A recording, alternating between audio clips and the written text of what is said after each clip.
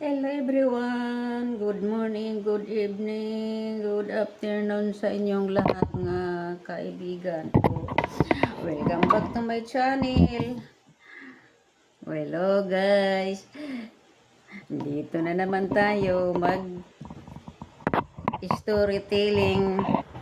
Okay guys, meron tayong pag-usapan ngayon, isa kang magandang balita tungkol to sa pension na balita ng News 5 at sa SSS na may dagdag na ang SS pension. Pero hindi ito ang second tranche na 1,000. Iba ang patakaran nila, iba ang paraan sa pagdagdag. 3 bisis magdagdag, 3 taon. 25, ngayong 25, sunod 26, sunod sa 27. 3 years. At iba sa pensyon na matatanggap natin. Bali, kung kung 2,200 ang matatanggap niyong pensyon buwan-buwan, times lang yun sa 10%. At yung dyan, ang lalabas, yun ang dagdag sa ating pensyon. Kung magkano man ang lumabas, yan ang dagdag. Sa halimbawa 2,200 times 10 or times 5, ang suma total dyan, yun ang dagdag sa ating pensyon. Tapos sa sunod na taon na naman, may dagdag na naman natin percent. At pangatlong dagdag 2027, times na naman ng 10%, yun ang kabuoang dagdag natin, matatanggap natin buwan-buwan. Sa 2,200, 700 lang ang madagdag sa ating mga sahod kung 2,000 lang. Pero yung mga malalaking pensyon na tulad ng 22, 24, makatanggap na sila ng malalaki kasi ibase naman sa pensyon na matanggap nila. Kung malaki ang pensyon na matanggap nila buwan-buwan, malaki din ang dagdag kasi times yun ng 10%. Pero kahit naman konti lang, kasi konti lang naman ating mga sahod, di naman aabot ng 20,000, maliit lang din ang dagdag sa ating pensyon. Yan guys. Pero para sa akin, okay na lang yan. Basta madagdagan lang konti.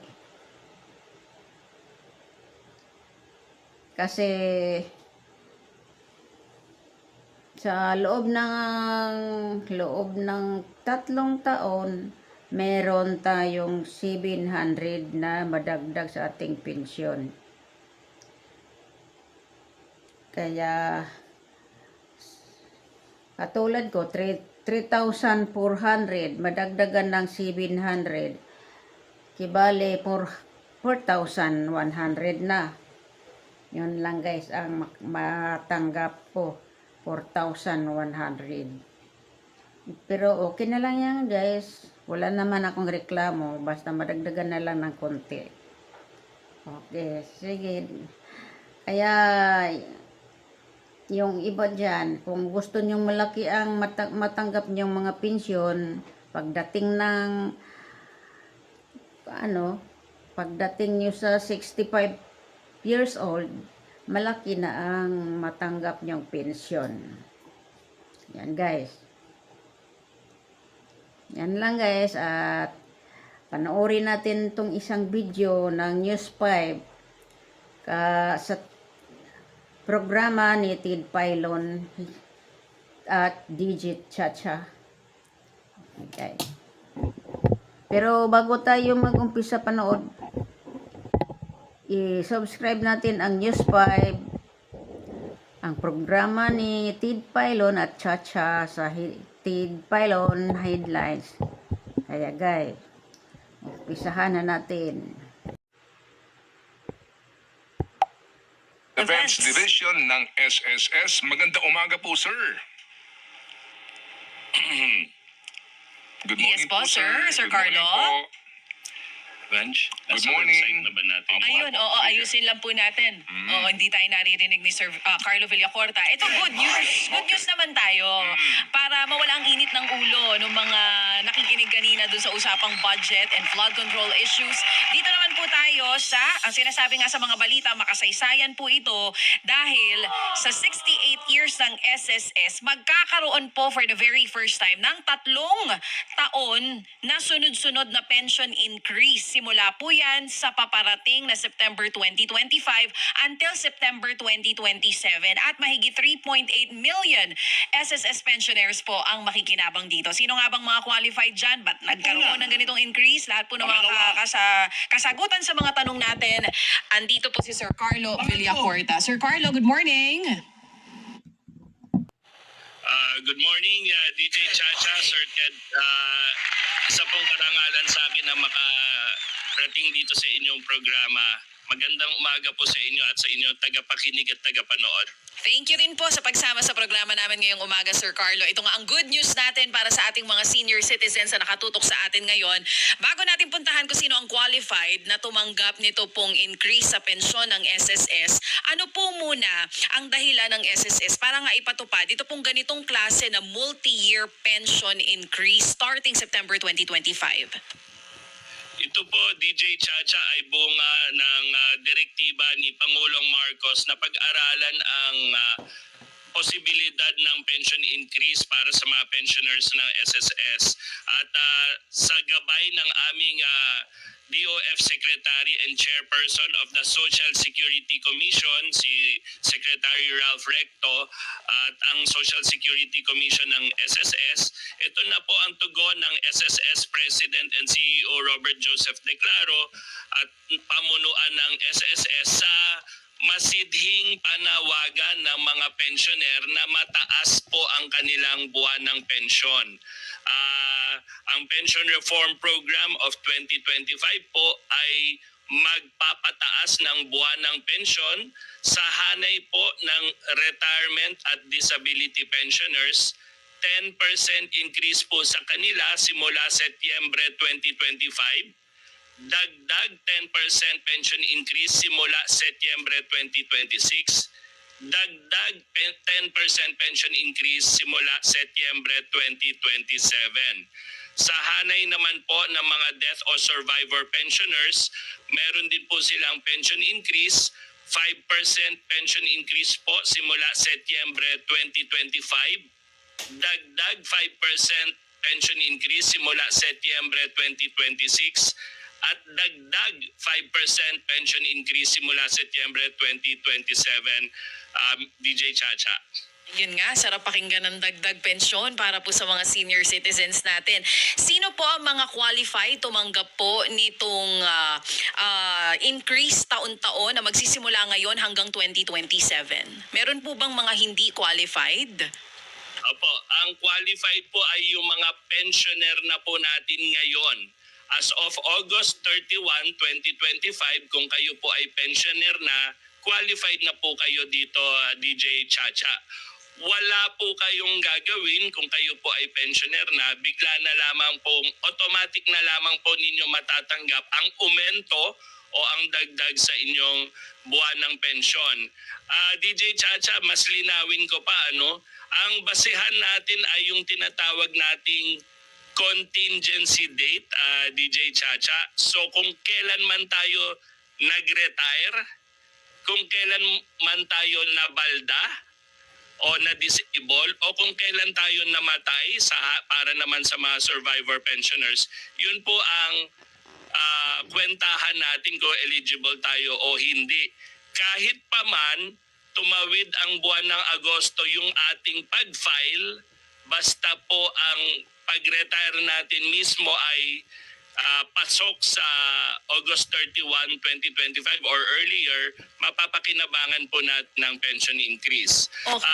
DJ Chacha, maaari din po kasi may mga bagong pensioner na hindi aabot sa August 31, 2025.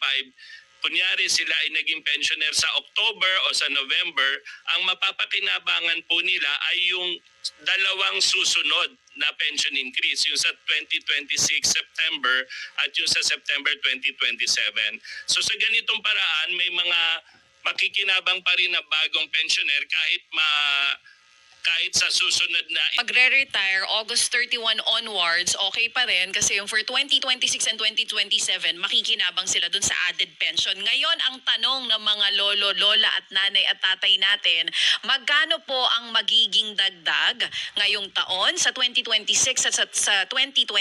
Let's say for example, kung tinatanggap po nila ngayon ay 2,200 pesos per month, magkano po ang magiging dagdag niyan come September 2025? And dun sa maximum din, bigyan natin ng example, kung 22,000 something ang tinatanggap na nito mga pensioners natin, magkano rin po ang magiging dagdag sa kanila? DJ Chacha, yung sa 2,200 na buwan ng pension ang natatanggap, doon ako agad DJ Chacha sa kabuuan, kapag kayo po ay 2,200 ang natatanggap na buwan ng pension sa ngayon, pagkatapos po ng 3 taon, magiging 2,928 na po ang inyong buwan ng pensyon. Tataas po ng 728 pesos. Yan naman po ay sa 2,200 na buwan ng pensyon ngayon.